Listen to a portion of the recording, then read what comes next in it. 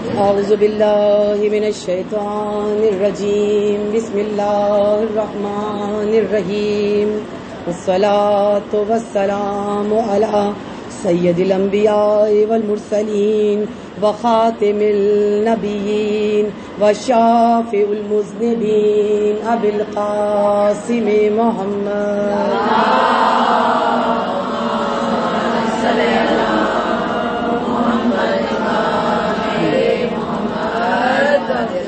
بسم اللہ الرحمن الرحیم فقال امام حسین علیہ السلام فإنی لأعلم اصحابا اوفا ولا خیرا من اصحابی. درود بھیجیے محمد علیہ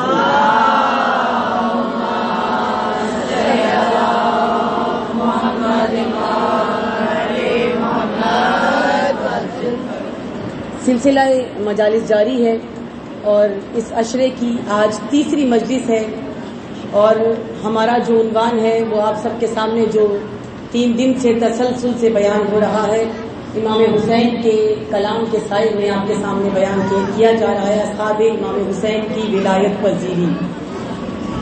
آپ کے سامنے معنی کل بیان ہوئے ولایت کے اور پہلے دن آپ کے سامنے بیان ہوا تھا کہ اصحاب کس کو کہتے ہیں، پذیری کس کو کہتے ہیں، اور کل ولایت کے بارے میں پتہ چلا.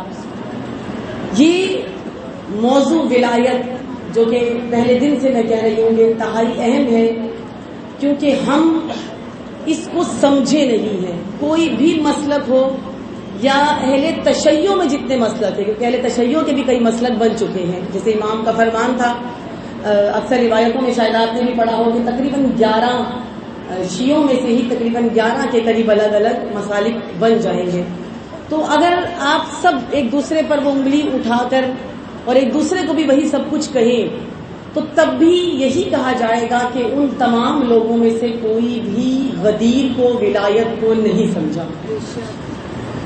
رسول کے بعد جب یہ رسول اپنی زندگی میں واقع ہے غدیر یہ ہو چکا اور غدیر میں اعلان ولایت امیر المومنین علیہ السلام کر چکے رسول خدا، تو تقریباً یہ نہیں کہ بہت عرصے کے بعد بلکہ ایک شخص تو اسی وقت اٹھا، یعنی کہ زیادہ وقت نہیں گزرا تھا کہ حارث نامی ایک شخص جس نے کہا کہ کیا یہ جو حکم آپ نے دیا ہے، کیا یہ پیغام جو آپ نے پہنچایا ہے، جسے آپ اور ہم تو کہتے ہیں محبت کا ہے لیکن کل بیان ہوا کہ نظام ولایت کا اعلان تھا.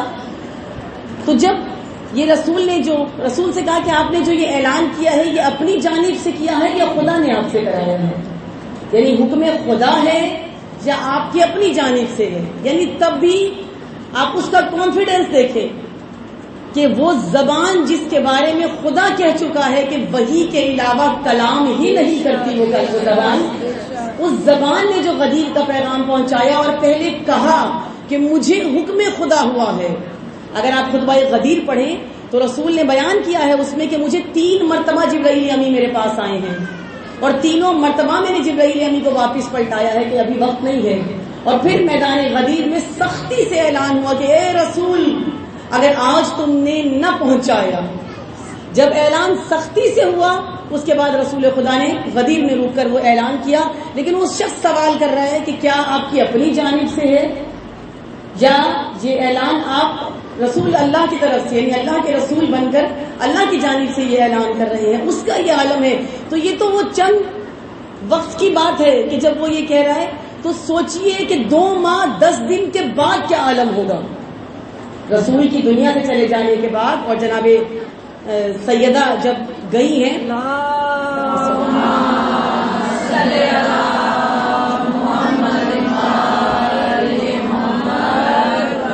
تو یہ سوچئے کہ اس عرصے میں 2 مہینے کے اندر کیا کیا تبدیلیاں آئی ہوں گی، کیا کیا ہو رہا ہوگا. وہ رسول جو ایک ستون مہیا کر کے گئے ہیں، جو ایک ستون دے کر گئے ہیں، ایک ایسی چیز جس طرح کل بیان ہوا تھا کہ جس نے شیعت کو امتیاز بخشا ہے، یعنی ولایت جس کی وجہ سے آپ ممتاز ہیں باقی تمام مسلمانوں میں.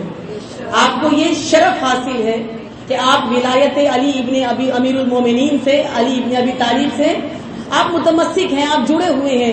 تو یہ امتیاز جب آپ کو ملا اور غدیر میں ملا تو ہم اکثر ایک جملہ استعمال کرتے ہیں کہ غدیر کے بعد شیعہ الگ ہو گئے. یعنی واضح ہو گیا تھا نا کہ کون چاہتا ہے امیر المومنین کی ولایت، یعنی کون چاہتا ہے حکومت امیر المومنین اور کون نہیں چاہتا. تو یہ جملہ بولا جاتا ہے کہ بعد از غدیر، بعد از اعلان ولایت مسلمانوں سے شیعہ ایک ٹولہ، ایک گروپ یا ایک فرقہ یا ایک مسلک یہ الگ ہو گیا. نہ، ایسا نہیں ہے. اگر کوئی کہے بھی تو یہ لفظ نہ استعمال کرنے دیا کیجیے. یہ وہ مقام تھا، یہ وہ اعلان تھا جس کے بعد مسلمان الگ ہو گئے. مسلمانوں کا ایک گروہ غدیر سے جدا ہو گیا، اس اعلان سے جدا ہو گیا، اس نظام سے جدا ہو گیا. مسلمانوں کے ایک گروہ نے علیحدگی اختیار کی، اور علیحدگی اختیار کرنے کے بعد سب سے پہلا کام کیا کیا کہ رسول جو اعلان کر کے گئے تھے، رسول جو نظام دے کر گئے تھے، رسول جو ستون مقرر کر کے گئے تھے، اس کو پس پشت ڈال کر اپنی جانب سے ایک نئے نظام کا قیام کیا گیا، ایک نیا نظام قائم کیا گیا. ولایت کی حقیقت کیا ہے اور یہ اتنا ضروری کیوں ہے، اس پر اتنا زور کیوں دیا جاتا ہے، اور دشمن ہی اس کو کیوں استعمال کر رہا ہے؟ ہمیں توڑنے میں دشمن اور کسی چیز کا استعمال نہیں کر رہا. سب سے زیادہ جس کا استعمال کر رہا ہے وہ یہ ولایت ہے. کیونکہ آپ نہیں جانتے، دشمن جانتا ہے کہ یہ کتنا قیمتی سرمایہ ہے جو اہل تشیع کے پاس موجود ہے. اور اگر یہ شیعت، یہ شیعہ یہ سمجھ گئے کہ ان کو کتنا بڑا شرف نصیب ہوا ہے، تو یقین جان لیجئے کہ کوئی بھی انہیں نقصان نہیں پہنچا سکتا، کوئی انہیں جدا نہیں کر سکتا. جب رسول نے پیغام پہنچایا اور ہر جگہ اسلام کا بول بالا ہوا، دین کا بول بالا ہوا، تو تبلیغ اسلام کے بعد حکومت کس کی تھی؟ جب تبلیغ ہو رہی تھی درود بھیجے محمد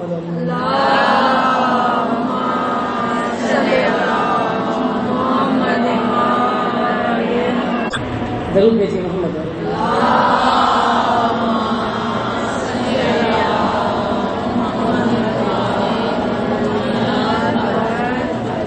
جب رسول نے اپنا اعلان نبوت کیا اور ایک مخصوص بہت بڑی سلطنت ایسی قائم کی گئی کہ جو سلطنت اسلامیہ بنی، اور وہ سلطنت اسلامیہ جس میں سب مسلمان شامل ہو گئے تھے، وہ سلطنت اسلامیہ کی جس کا بہت بڑا لشکر تھا، جس کے بہت زیادہ لوگ جس میں شامل ہو چکے تھے، بہت زیادہ لوگ جمع تھے، اہل قرآن بہت تھے، حافظ قرآن بہت تھے، جس میں حافظ حدیث بہت زیادہ ہو چکے تھے. یہ سب کچھ ایک اتنی بڑی سلطنت جو اسلام کی تھی.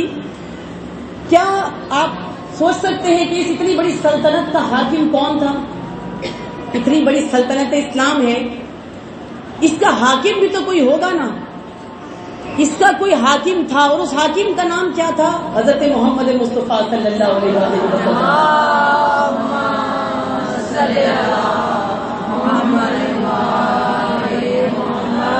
یہ جو ہم کہتے ہیں نا دین اور سیاست جدا جدا ہیں، دین اور سیاست جدا نہیں ہے.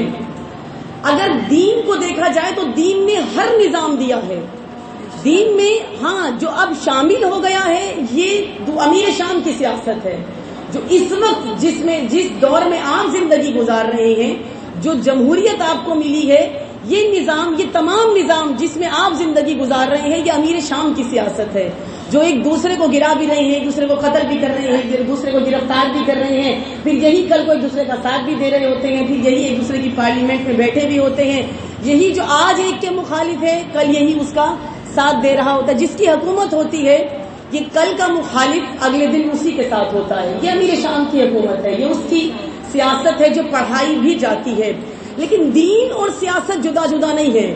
ہوتے اگر پوری سلطنت اسلامیہ پہ رسول کا پیغام ہوتا لیکن حکومت رسول کی نہ ہوتی تو آپ کہتے کہ دین اور سیاست جدا جدا ہے. لیکن دین کیونکہ نظام دے رہا ہے، پوری سلطنت اسلامیہ قائم کر کے جو اس کا حاکم مقرر ہوا ہے وہ رسول اکرم ہے، اور ان کے لیے جو انہوں نے محل مقرر کیا ہے یا وہ دربار مقرر کیا ہے یا کوئی پارلیمنٹ مقرر کی ہے یا کوئی ایسی جگہ مقرر کی ہے جہاں سے حکم صادر ہوتے ہیں، تو وہ کوئی محل نہیں بنایا، کوئی الگ سے کوئی گھر نہیں بنایا، کوئی الگ سے کوئی حجرے نہیں بنائے، بلکہ مسجد نبوی اس کا وہ مین مرکز یا محل کہلائے گا کہ جہاں سے وہ اصول، قوانین، وہ شریعت اور وہ حکومت کے چلانے کے قوانین صادر ہوا کرتے تھے. وہ مقام، وہ جگہ تھی. تو آپ کی سلطنت کا جو حاکم ہے وہ حاکم رسول اکرم رہے ہیں. جب رسول اکرم حکومت کر رہے ہیں اور رسول اکرم پیغام پہنچا رہے ہیں، یعنی دین اپنے ستونوں پر موجود ہے. ایک ستون ہے، ایک پلر ہے. توجہ ہے نا میری طرف آپ کی؟ ایک پلر ہے،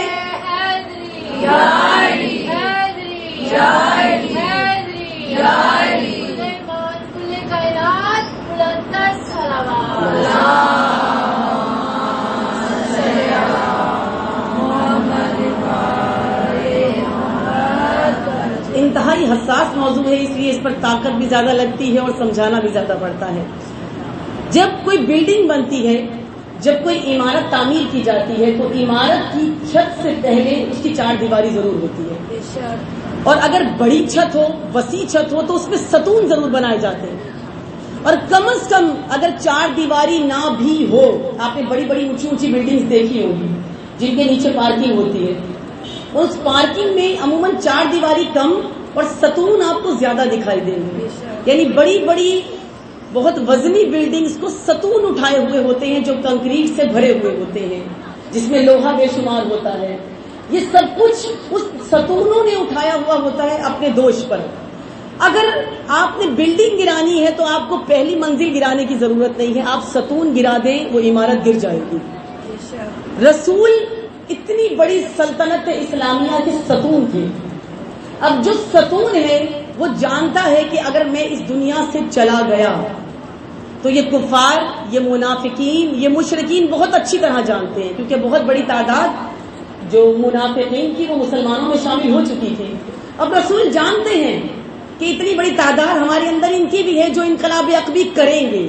انہیں جیسے ہی موقع ملا یہ واپس اپنے دین پر پلٹ جائیں گے. اور موقع کب ملے گا؟ جب ستون گر جائیں گے.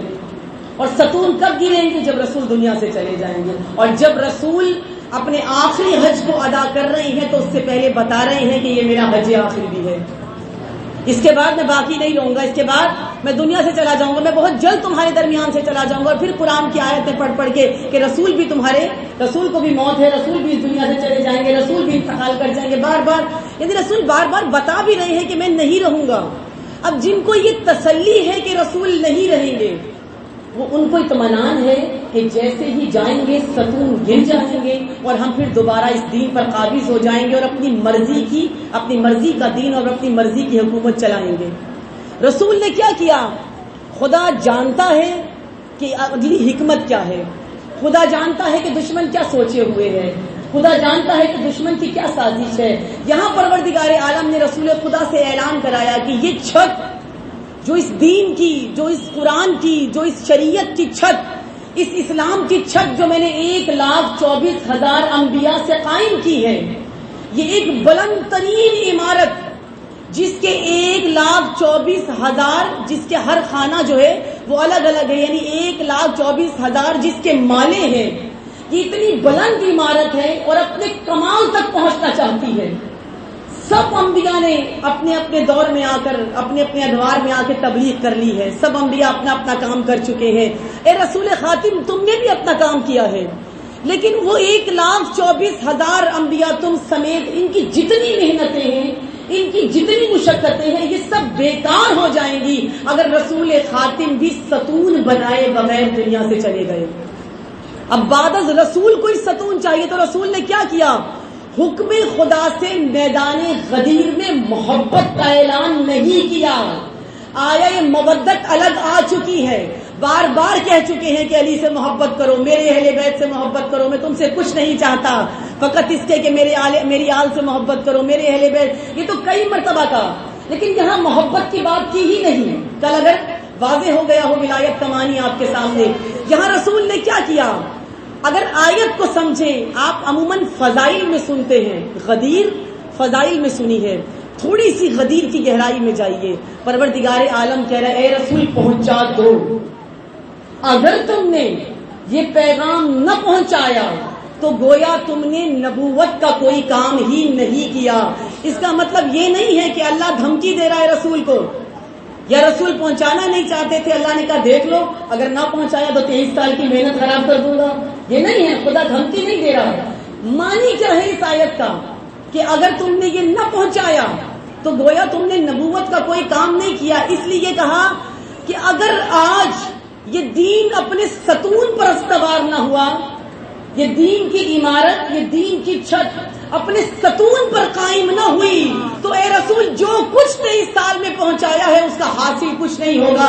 یہ سب واپس پلٹ جائیں گے، یہ سب انقلاب عقبی کر لیں گے، یہ سب کسی اور طرف چلے جائیں گے. لیکن اگر چاہتے ہو کہ تمہاری 23 سال کی محنتیں، کسی کے 900 سال کی محنتیں، کسی انبیاء کے کتنے سال کی محنتیں، ان تمام انبیاء کی رحمتیں اور ان کی کام، ان کے امور، ان کی یہ سب چیزیں، ان کی محنتیں رنگ لے کر آئیں، تو آج وہ کام کر ڈالو، آج وہ ستون بنا ڈالو.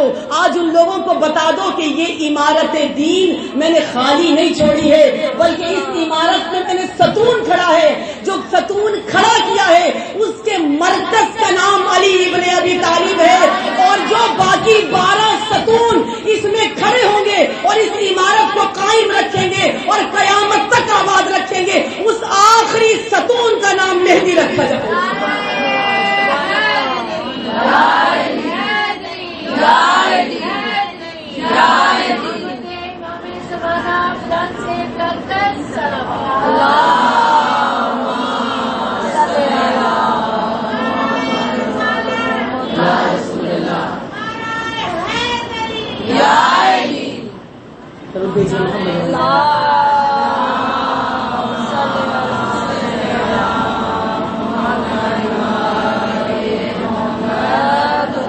ہم نے جو ہمیں نظام دیے گئے ہیں نا، کیونکہ اس سے باہر نہیں نکلے، اس لیے آپ کی اور ہماری نظر میں ولایت زبانی ہو گئی. بس ادا کرو، ادا کرنے کے ساتھ اس کو عملی بھی کرنا ہے. اور یہ علی ولی اللہ عملی کب ہوگا؟ جب یہ زبان سے باہر نکل کر عمل کی شکل بدل دے گا. ورنہ آپ کا یہ سب کچھ کہنا ایسے ہی ہے جیسے آپ کہتے ہیں ہم شیعہ ہیں. آپ شیعہ ہیں لیکن کہتے ہیں، کر کے نہیں دکھاتے کہ ہم شیعہ ہیں. آپ کا فقط مجلس میں آنا نہیں بتاتا کہ آپ شیعہ ہیں، آپ کی زندگی کا ہر عمل بتائے گا آپ شیعہ ہیں. آپ اور ہم 2.25 مہینے کے شیعہ ہیں. 2.25 مہینے ہمیں یاد رہتے ہیں مولا حسین، اور 2.25 مہینے کے بعد کیا ہے؟ ہم وہی اسی دنیا میں غرق ہو جاتے ہیں. تو پھر ہم کیسے کہہ رہے ہیں خود کو شیعہ؟ شیعہ تو وہ ہے کہ جس کے دم دم میں علی علی ہوتا ہے، جس کے فقط نعروں میں علی نہیں ہوتا، جس کے ہر دم میں، جس کے ہر لمحے میں، ہر لہجے میں، جس کی خوشی میں، جس کے غم میں. یہ آپ جب آپ کا کوئی پیارا مر جاتا ہے آپ مجلس کراتے ہیں، اور اگر کوئی آپ کو کہہ دے کہ مجلس نہ کرائیں تو آپ برا منا جاتے ہیں کہ اجر تو اسی مجلس کا مل رہا ہے. جب کسی کے مرنے پر اجر اس مجلس کا مل رہا ہے تو کیا آپ کی خوشی میں ان کو یاد کر کے اپنی خوشی انہی کی طرح منانے میں اجر نہیں ملے گا؟ آپ کہتے ہیں ہماری بیٹیاں جب پرائے گھر جاتی ہیں پریشانیوں میں مبتلا ہوتی ہیں. آپ نے ابتدا ہی ایسی کی ہے. اگر ابتدا وہ ہو جیسے اپنے پیاروں کے مرنے پر نام حسین لیا جاتا ہے، ابتدا سے انتہا تک، رخصتی تک، اس کے ساتھ آپ جس کو بھیج رہے ہیں، اگر آپ گانے بجانے اور ڈھول والوں کے ساتھ نہ بھیجیں اور قرآن کو جزدان میں بند کر کے اسے یہ نہ بتائیں کہ فقط یہ سر پہ رکھنے کے لیے، اسے بتائیں کہ اسے کھول کے بھی پڑھنا ہے. اسے بتائیں کہ تمہارے ساتھ میں ڈھول باجے نہیں بھیج رہا ہوں، بلکہ تمہارے ساتھ سایہ فاطمہ الزہرا جا رہا ہے، تم چادر آیہ تطہیر کے نیچے رخصت ہو رہی ہو. جب یہ بتائیں خوشیوں میں بھی تو کہا جا سکتا ہے ہاں یہ حقیقی شیعہ ہے، جس کے غم میں تو یہ اہل بیت تھے، اس کی خوشی میں بھی سب سے آگے اہل بیت.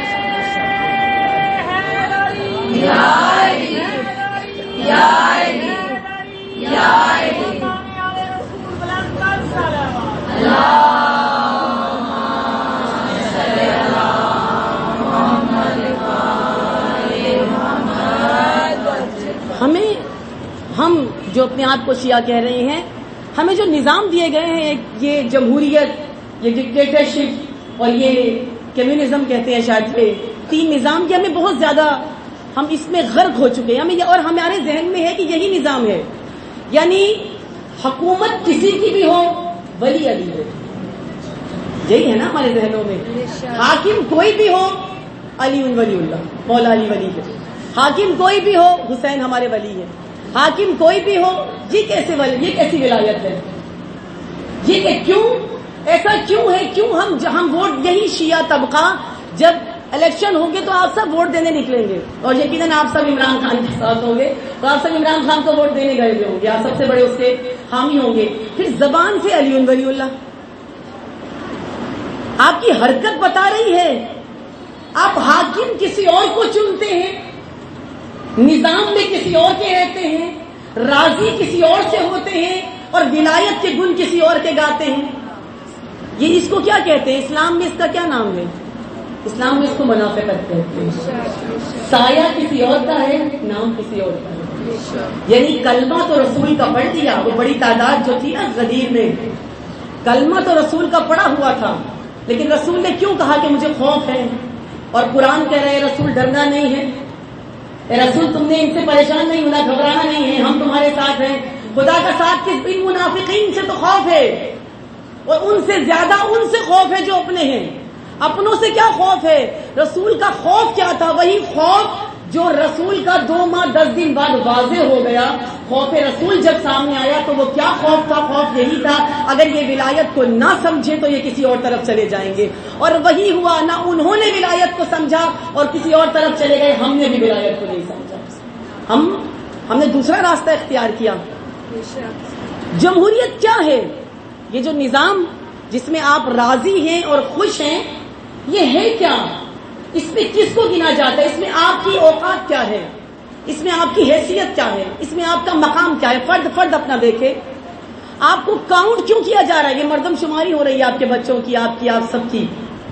آپ کو زیادہ کاؤنٹ کیا جا رہا ہے. کیوں؟ یہ بلوغت کے بعد یہ آپ کے جب شناختی کارڈ بن جائیں گے اور آپ ووٹ دینے کے قابل ہو جائیں گے، اس لیے کہ آپ غریب ہوں، آپ امیر ہوں، آپ بھوکے ہوں، آپ ننگے ہوں، آپ کے سر پہ چھت ہے یا نہیں ہے، یہ حکمرانوں کو فرق نہیں پڑتا. ان کو کیا چاہیے؟ ان کو آپ کا ووٹ چاہیے، ان کو ووٹ چاہیے آپ کا. کیونکہ حکومت جو جمہوریت طرز حکومت ہے، اس میں فرد گنے جاتے ہیں، آپ کی انسانیت نہیں دیکھی جاتی، اس میں آپ کا وجود نہیں دیکھا جاتا، آپ کی حیثیت نہیں دیکھی جاتی، آپ کا مقام نہیں دیکھا جاتا. آپ فردن گنے جائیں گے کہ یہ فرد ہے، فرد کی حیثیت ہے، آپ کا شمار ہی لوگوں میں کیا جائے گا. لیکن اگر آپ اسی نظام کو الٹ کر دوسرے نظام کی طرف دیکھیں، ذہن میں ہے نا جمہوری نظام جس میں زندگی گزار رہے ہیں، ایک دفعہ اس کو دیکھیں. آپ بلوں کی وجہ سے پریشان ہیں، آپ بھوک کی وجہ سے پریشان ہیں، کتنے گھروں میں چولہے نہیں جل رہے ہیں، کتنے سروں پہ چھت نہیں ہے، کتنوں کو کھانے کو میسر نہیں ہے، کتنے ایسے لوگ ہیں جو سفید پوش ہیں لیکن کسی سے طلب نہیں کر سکتے، مانگ نہیں سکتے، کسی کے آگے ہاتھ نہیں پھیلا سکتے، کتنے بچے ہیں جو ابھی بھی بھوکے سوتے ہیں. کیوں؟ کیونکہ خوشی سے کہیے نظام جمہوریت ہے، لیکن ایک نظام ہم نے بھی دیکھا جو 4 سال کے لیے قائم ہوا ہے. ایک نظام ایسا آیا جس کو نظام ولایت کہا جاتا ہے، جہاں کبھی بھی وہ ولی کھا کر نہیں سویا جب تک کہ یتیموں کے شکم پر نہ کیے ہوئے. جہاں پر کوئی ولی تب تک اپنے گھر میں راشن نہیں ڈالتا تھا جب تک بیواؤں کے گھروں میں راشن نہ ڈال دیا جائے. جہاں پر ایسا ولی کہ یتیموں کے بچے کبھی نہیں کہتے تھے کہ ہم یتیم ہوئے ہیں، بلکہ 21 رمضان کو یتیموں کے لبوں سے نکلا تھا کہ آج پتہ چلا ہے کہ ہم یتیم ہوئے ہیں. یہ نظام ولایت ہے، اور رسول کس کا قیام کر رہے ہیں؟ اسی نظام ولایت کا. بخدا نہیں سمجھے آپ اور ہم. اگر ہم سمجھ جائیں، یہی پر یہ نہیں، میں نے کل بھی کہا تھا، یہ نہیں کہہ رہے کہ ابھی جا کے اپنے گھروں سے اس نظام کی ابتدا کریں. یہ ابتدا آپ کے گھروں سے ہوگی اگر سمجھیں. میں اگر فقط اتنی مثال دوں کہ یہ کیا ولایت تھی کہ ایک ماں اپنی چاروں بیٹے کہہ رہی ہے حسین لے جاؤ. کچھ تو رکھ لیتی، کچھ تو رکھا جا سکتا تھا نا. اگر 3 بھی بھیجتی تو مولا نے تو کچھ نہیں کہنا تھا. 3 بھی بہت تھے اور عباس جیسا ایک بھی بہت تھا، لیکن ام البنین کے پاس 4 ہیں. یہ ولایت ہے نا، یہ ولایت ہے. ولایت فقط دیتی نہیں ہے، مانگتی بھی ہے، طلب بھی کرتی ہے. میں کیونکہ بہت گہرائی میں گئی ہوں ولایت کی، اور وہ شاید زیادہ نہ صحیح لیکن تھوڑا بہت درد دل رکھتی ہوں اس چیز کا کہ جس نے ہمیں بکھیر دیا، ہمیں توڑ دیا، جس دشمن نے سمجھ کر، اسے بہت اچھی طرح پتا ہے یہ کیا ہے. بخدا ایک ماں 4 بیٹے اس ولی کے حوالے کر رہی ہے کہ ولایت حسین لے گا. یہ کیسی ولایت ہے کہ اپنا سب کچھ اس کے لیے لٹایا جا رہا ہے. کربلا کس کا نام ہے؟ یہ جو غدیر سے ابتدا ہوئی ہے نا اس حکومت ولایت کی، حکومت الہی کی، اس نظام ولایت کی، اس ولیوں کے حاکمیت کی، جو غدیر سے اس کی ابتدا ہوئی ہے اور درمیان میں لوگوں نے اس کا خاتمہ کرنے کی بھرپور کوشش کی اور جتنا ہو سکتا تھا کیا بھی. اتنا مست کیا ولایت کا چہرہ، اتنا بگاڑا ولایت کا چہرہ کہ آج خود شیعہ ہی کو نہیں پتا کہ ولایت کس کو کہتے ہیں. آج خود شیعہ اس نظام سے غافل ہو کر اور نظاموں میں خوش اور راضی اپنی زندگی گزار رہا ہے. اتنا اس نے بگاڑا ہے چہرہ کہ اتنا بگڑ چکا تھا ان چند سالوں میں کہ امام حسین نے آ کر پھر دوبارہ کربلا میں ولایت کو زندہ کیا. جو غدیر میں رسول نے بنائی تھی، کربلا میں روز عاشور امام حسین نے اس ولایت کو دوبارہ سے زندہ کیا. اور پہلے دن سے بیان کر رہی ہوں، 72 نے ولی کے سائے میں آ کر، ایک حسین کے سائے کے نیچے آ کر بتایا کہ ایک چھوٹی سی سلطنت پر نظام ولایت قائم ہو سکتا ہے اگر انسان چاہے. ان 72 نے بتایا ہے. کربلا اس کو ابھارنے کا نام ہے، اس کو دوبارہ بیدار کرنے کا نام ہے. آپ جو یہ عاشورہ مناتے ہیں اور 10 دن مناتے ہیں، ولایت کو زندہ کرنے کے دن ہے، ولایت کو دوبارہ ابھارنے کے دن ہے. یہ ابھرنے کا دن ہے. اور یہ ولایت پھیلے گی کب؟ آپ اور ہم کب ولایت پذیر ہوں گے ان اصحاب امام حسین کی طرح؟ کب قبول کریں گے ولایت؟ کہ جب ظہور ہوگا. اور ظہور سے پہلے ولایت پذیر ہونا ضروری ہے. ظہور اس ولایت کے قیام کا وقت ہے، جب پوری کائنات پر اس حکومت کا سایہ ہوگا، اس ولایت کا سایہ ہوگا. لیکن یہ کب ممکن ہے؟ جب تک آپ کوفی بنے رہیں یہ ممکن نہیں ہے. خدا نے امام آخر کو امام حسین کی طرح نہیں بھیجنا کہ کوفیوں نے وعدہ کیا، امام آئے اور پھر کوفیوں نے ساتھ چھوڑا اور 72 کے ساتھ امام کربلا میں شہید ہو گئے نا. اس آخر نے کیونکہ نظام حکومت خدا قائم کرنا ہے، نظام الہی کو قائم کرنا ہے، نظام ولایت کو قائم کرنا ہے اور اس پہ حکومت بھی کرنی ہے، تو اس کے لیے خدا کچھ بے وفاؤں کو دیکھ کر پردوں کو نہیں ہٹائے گا. اس کے لیے امام زمانہ کے سپاہی چاہیے. اور سپاہی کون؟ وہ جن کے اندر صفت 72 موجود ہو، جن کے اندر صفت اصحاب امام حسین موجود ہو، جن کے وجود کے اندر صفات امام، جن کے اندر حبیب جیسی وفا موجود ہو، جن کے اندر مسلم ابن اوسجہ جیسی بے خوفی موجود ہو، جن کے اندر مالک اشتر جیسی شجاعت موجود ہو. اور فقط یہ نہیں کہ جوان چاہیے، آپ کی گود کا بچہ ایسا ہو، آپ کی گود کے پالے ہوئے ایسے ہو کہ جب امام آواز دیں تو لبیک کہتے ہوئے عبید اللہ کے خوف سے اپنے درباروں میں اور اس کے نیزوں کے اور اس کی تلواروں کے خوف سے نہ بیٹھے، بلکہ تمام خوفوں کو پیچھے ڈال کر، اگر وہ 10 سال کا ہے تب بھی میدان میں اترے، اگر وہ 11 سال کا ہے وہ تب بھی میدان میں اترے، اگر وہ 6 ماہ کا ہے تو بھی ماں کی آغوش سے خود کو گرا کے بتائے کہ حسین ہم آپ کے ساتھ ہیں، ہم آپ کے پاس آنے کے لیے تیار ہیں. ہماری درسگاہ کربلا، کربلا حق کا سیدھا راستہ کربلا، کربلا قرآن وہ کتاب ہے درس انقلاب ہے. نعرہ حیدری، حیدری، حیدری. استودیو محمد و آل محمد بلندتر صلوات.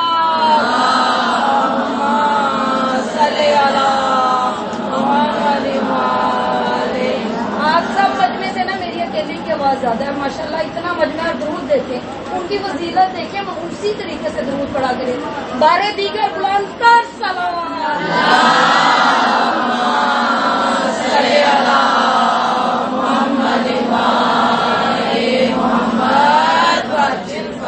ہمیں ولایت پذیر ہونا ہوگا، یعنی ولایت کو قبول کرنا ہوگا، نہ فقط زبان سے بلکہ اپنے قلوب سے اور اپنے وجود سے، اور اس کو ثابت کرنا ہوگا. اور جیسے میں نے ابھی کہا کہ کربلا والوں نے کر کے دکھایا. کیسے دکھایا ہے؟ کربلا میں ایک صحابی ہے امام حسین کے، جنادہ نام ہے ان کا. اور یہ صحابی بڑے جید صحابی ہیں اور بڑے بہترین صحابی ہیں. یہ وہ صحابی ہیں کہ جو امام حسین کی پر جنہوں نے اپنی جان کو قربان کیا ہے میدان کربلا میں, اور ابتدا کے اصحاب میں, شروع کے اصحاب میں جن کی شہادت ہوئی ہے ان میں ہے. یعنی پہلا حملہ جب ہوا ہے امام حسین پر تو اصحاب آگے آئے ہیں, امام حسین کو بچایا ہے. تو مقتل کی کتابیں یہ کہتی ہیں پہلے حملے میں تقریباً 50 اصحاب شہید ہوئے پہلے حملے میں, کیونکہ اتھینٹک روایات یہ کہتی ہیں 100 سے اوپر تھے جو وہاں پر موجود تھے, لیکن کیونکہ مشہور روایت 72 کی ہے تو کہا یہ جاتا ہے کہ امام کے جو اصحاب ہیں پہلے حملے میں جو شہید ہوئے ہیں وہ تقریباً 50 کے قریب تھے. ان 50 اصحاب میں سے ایک صحابی جنازہ ہے. جب ان کی لاش آئی امام حسین کے پاس تو امام حسین ان کی لاش کے پاس بیٹھے ہوئے تھے اور ابھی گریہ جاری تھا امام کا, افسوس کر رہے تھے امام جناب جنادہ کی لاش پر بیٹھے ہوئے.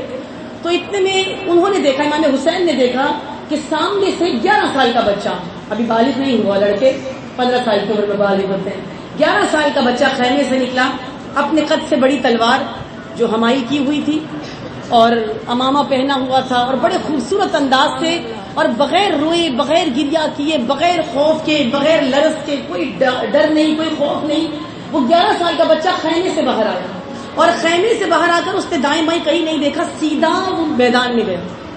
جب وہ میدان میں اترنے لگا تو مولا حسین کی نگاہ پڑی اور مولا حسین نے کہا عباس دیکھو یہ کس کا بچہ ہے, دیکھو اسے کوئی تیر لگ جائے گا, کوئی تلوار لگ جائے گی, یہ سامنے جو وحشیوں کا لشکر ہے یہ بچہ بڑا کچھ نہیں دیکھتے ہیں, جاؤ اس کو جا کر بچاؤ. حضرت عباس نے آواز دی, بچہ نہیں رکا, اور پھر حضرت عباس قریب جا کے حضرت عباس نے کہا کہ مولا حسین بلا رہے ہیں, وہ بچہ رک گئے.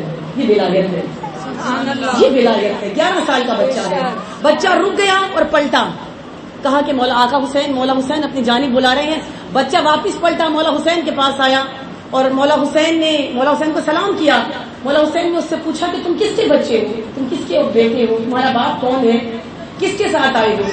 کہا کہ, اور اس کا انداز دیکھیے کہ جب میں نے پڑھا تو واقعی میرے رونگٹے کھڑے ہو گئے کہ شاید ہم ایسی تربیت نہیں کر سکتے اپنی اولاد کی, اور ممکن تب ہے جب ہم کربلا والوں کو کا اپنے اولاد کو بتائیں تو ممکن ہے کہ شاید ایسی اولادیں پیدا ہوں آنے والی نسلوں کے اندر. جب یہ نسلیں, یہ بچیاں جنہوں نے ابھی پیدا کرنے ہیں وہ پیدا کر سکتی ہیں, کربلائی بچے وہ پیدا کر سکتی ہیں. امام نے کہا کہ تم کس کے بیٹے ہو, تمہیں کس نے بھیجا ہے. کہا یہی جس کا لاشا آپ کے سامنے, جس کا جنازہ آپ کے سامنے, رویا نہیں بچہ, گڑایا نہیں, کہا جس کا لاشا آپ کے سامنے, میں اس کا فرزند ہوں. مولا نے کہا کہ ماں ہے تمہاری, کہا ہاں میری ماں اندر ہے. مولا نے کہا تم اس کے واحد سہارا ہو, وہ بیوہ ہو چکی ہے, تم واپس پلٹ جاؤ. کہا نہیں مولا, میری ماں ہی نے تو سجا کے بھیجا ہے, میری ماں نے مجھے سجا کے بھیجا ہے, مجھے پلٹنے کے لیے نہیں بھیجا. مجھے کہا ہے کہ اب میں بیوہ ہوئی ہوں, میرا سہاگ گیا ہے, میں چاہتی ہوں کہ کربلا کی ان ماؤں میں میرا شمار ہو کہ میری اولاد بھی حسین پہ قربان ہو. یہ ولایت کی ولایت کہاں سے لائیں گے, یہ ولایت چاہیے. تحریم ولی اللہ کہنے والوں, یہ ولایت چاہیے مولا حسین کو. بہت روکا مولا نے, لیکن کہا کہ مولا ماں نے اجازت دی ہے اور کہا واپس نہیں آنا. مولا نے اجازت دی, اجازت دے کر 11 سال کا بچہ جب میدان کربلا میں اترا ہے تو انداز کیا ہے. میں یہاں پر بھی مسائل میں نہیں آئی, لیکن میں واقعی آنکھوں میں آنسو آ جاتے ہیں کہ یہ ہستی ایسی ہے کہ کربلا میں جہاں یہ ماں معصوم نہیں ہے, کسی معصوم کی زوجہ نہیں ہے, یہ بچہ کسی معصوم کا بیٹا نہیں ہے, یہ بچہ کسی معصوم کا فرزند نہیں ہے, یا یہ کہہ لیجیے کہ پتہ نہیں حضرت عباس کی اولاد کیسی ہوگی کہ یہ صحابیوں کی اولاد میں سے ان کی اولاد ہے, ان کا بچہ ہے جنہوں نے ولایت پذیری, امام حسین کی ولایت میں ولایت پذیری کر کے دکھائی ہے.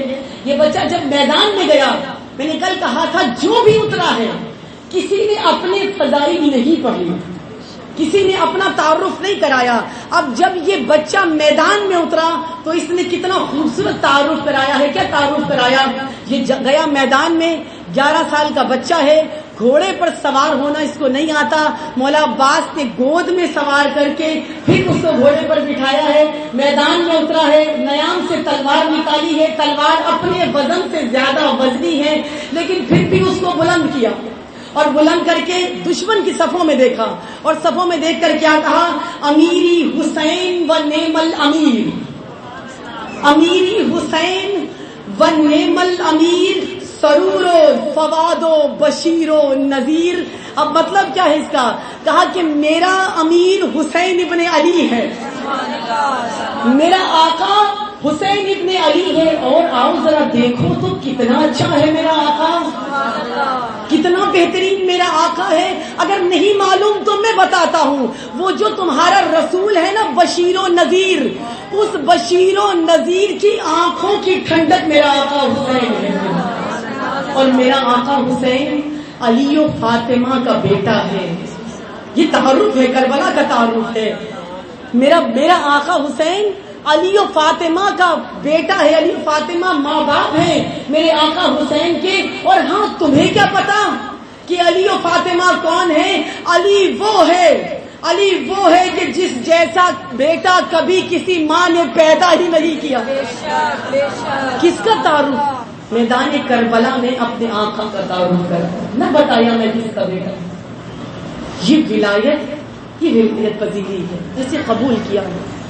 اتنے چھوٹے سے سن میں جو بتا رہا ہے ہم کون ہیں. اور کربلا میں یہ تو صحابی کا بیٹا ہے.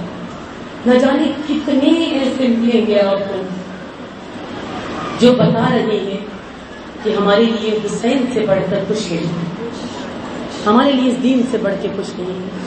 اور انہیں علیہ السلام کی عظمت سے بلند تر صلوات.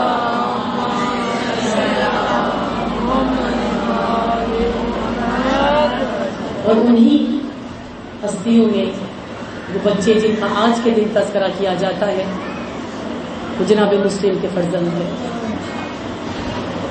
جناب مسلم کے فرزند کی روایت سب نے سنی ہوئی ہے بارہا کہ جناب مسلم کے ساتھ آئے تھے، لیکن جناب مسلم کے ساتھ نہیں آئے تھے. اگر لانا ہوتا تو کوئی جوان لاتے. جناب مسلم جو عمر بچوں کی ہے وہ 9 یا 10 سال بتائی جاتی ہے، ابھی بلوغ تک نہیں پہنچے، بہت چھوٹے بچے ہیں.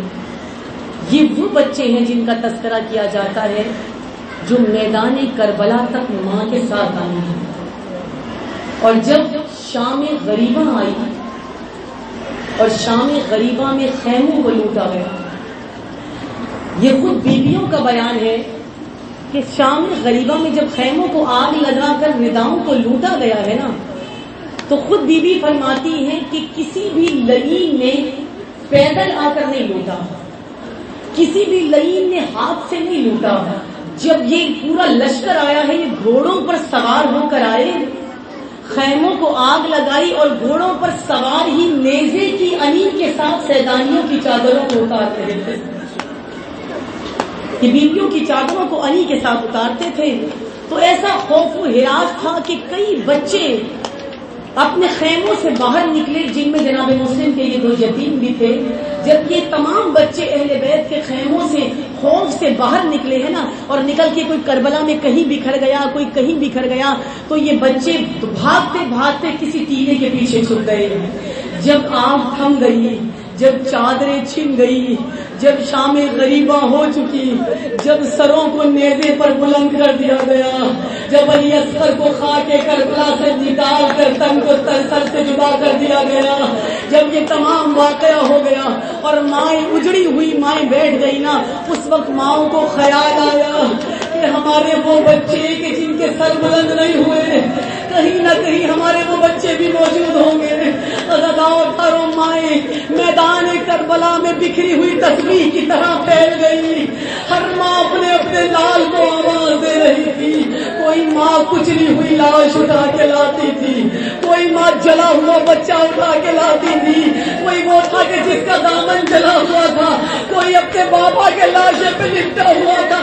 ہر ماں کو ہر بچے کو جب مائیں اٹھا لائی ہے نا، تو جناب مسلم کی بیوہ نے بہت آوازیں دی. بچیاں تو مل گئی لیکن بچے نہیں ملے. جناب مسلم کے بیوی نے آوازیں دی ہیں لیکن نہیں ملے. ادادارو صبح ہوئی، 11 محرم آئی، قافلہ روانہ ہو گیا. جناب مسلم کے لال اٹھے. جب بچوں کو ہوش آیا تو دیکھا نہ ماں ہے، نہ خیمے ہیں، نہ امام ہے. بس اداداروں فرات کے کنارے کنارے یہ بچے چلتے رہے. ایک ایسا مقام آیا کہ جہاں پر بچے چھپ کے بیٹھ گئے. ایک ضعیفہ پانی بھرنے کے لیے लड़की आई, देखा दो खौफजदा बच्चे हैं, मैं मुख्तसिर कर रही हूँ। उस ज़रीफा ने देखा बच्चे हैं, बच्चों के करीब गई और जाकर कहा कि तुम कौन हो, तुम कौन हो जो इस आलम में यहाँ बैठे हो? इतनी गर्मी है, इतनी शिद्दत है, इस मौसम में तुम यहाँ क्या कर रहे हो? मैंने तुम्हें कभी कोफा में नहीं देखा, मैं तुम्हें पहचान नहीं सकी। तो बच्चों ने कहा हम कोफा से नहीं हैं, हम मदीने से आए हैं। जब कहा ना मदीने से आए हैं, एकदम ज़रीफा कहती है तुम्हारी कैसी माँ है कि जिसने अपने बच्चों को इस तरह मदीने से छोड़ दिया, किस काफिले के साथ आए हो? बच्चों ने रोकर कहा हमारी माँ को कुछ न कहना, अरे हमारी उजड़ी माँ, हमारी बेवा माँ तो हमें साथ साथ दिए फिर रही थी। कहा कि अच्छा फिर तुम्हारा कैसा बाबा है कि तुम्हें तनहा छोड़ दिया? कहा हमारे बाबा को कुछ न कहना, हमारा बाबा गरीबुल वतन है। पूछती है बच्चों बताओ तुम कौन हो? बच्चों ने कहा कि अगर तुम हमें मारोगी नहीं, अगर किसी को बताया जाए कि हम कहाँ से हैं तो वो हमें तमाचे मारते हैं, अगर तुम वादा करोगे मारोगे नहीं, हम तुम्हें बताते हैं कि हम कौन हैं। बीवी ज़रीफा ने कहा तुम्हारे चेहरे नहीं हैं ऐसे कि जिन्हें मारा जाए, इन मासूम चेहरों पे कौन तमाचे मारता है? कहा कि हम आले रसूल से हैं, हम मदीने से हैं, हम बनी हाशिम से हैं। तरफ से कहा मेरे आका हुसैन के घर से हो? कहा हम मुस्लिम इब्न अकील के बेटे हैं। अरे बीबी ने सीने से लगाया, बच्चों को अपने घर लेकर गई। सब जानते हैं रात गुजरी है, बस मुख्तसर करती हूँ, रात गुजरी है। और रात गुजर के जब सुबह नमूदार होने के करीब थी ना, तो इस लईन हारिस लईन आया है अपने घर में, और घर में उसने बच्चों के रोने की आवाज सुनी। वो जो सारे दिन से यतीमों को ढूंढ रहा था, जब घर में बच्चे मिले हैं, लईन ने दोनों बच्चों को रस्सी से बांधा। अब सारी रात क्या किया ये मैं नहीं जानती, लेकिन क्या किया ये इब्ने ज़ियाद जरूर बता रहा है कि इसने क्या किया।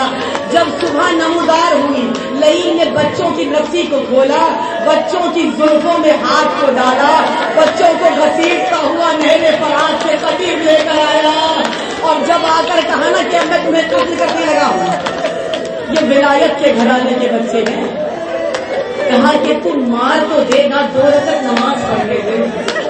जब बच्चों ने नमाज पढ़ी है ना, कहा पढ़ लो, नमाज बचाएगी नहीं तुम्हें। बच्चों ने नमाज पढ़ी। लईन ने बड़े भाई को जुल्फों से पकड़ा, सर को तन से जुदा करने लगा। छोटे भाई ने तड़प के कहा मुझे पहले मार दो, मैं अपने भाई को अपने सामने जिबा होते नहीं देख सकता। लईन ने बड़े के दामन को छोड़ा, छोटे की जुल्फों को पकड़ा। यही जुमले बड़े भाई ने किए। जब लईन ने देखा दोनों बच्चों की तकरार है, बस दोनों को खड़ा किया, अपनी तलवार को चलाया, सर को तन से जुदा किया। जब ये सर तन से जुदा हो गए ना, एक थैले में दोनों के सरों को डाला। मैं कह रही हूँ ना, हमें नहीं पता सारी रात क्या किया। दोनों के सरों को थैले में डाला। आपकी आगोश में मासूम बच्चे होंगे, खुदा आपके बच्चों को सलामत रखे। वो माँ इस दर्द को समझ सकती है जिनकी आगोश में कोई मासूम बच्चा हो, वो माँ जरूर समझेगी। बच्चों के कटे हुए सर थैले में डाले गए। सरों को लेकर इब्ने ज़ियाद के दरबार में पहुंचा। इब्ने ज़ियाद को तोहफतन सरों को पेश किया। इब्ने ज़ियाद ने थैले को खोला। अब जो तो मासूमों के सर को देखा तो इब्ने ज़ियाद जैसा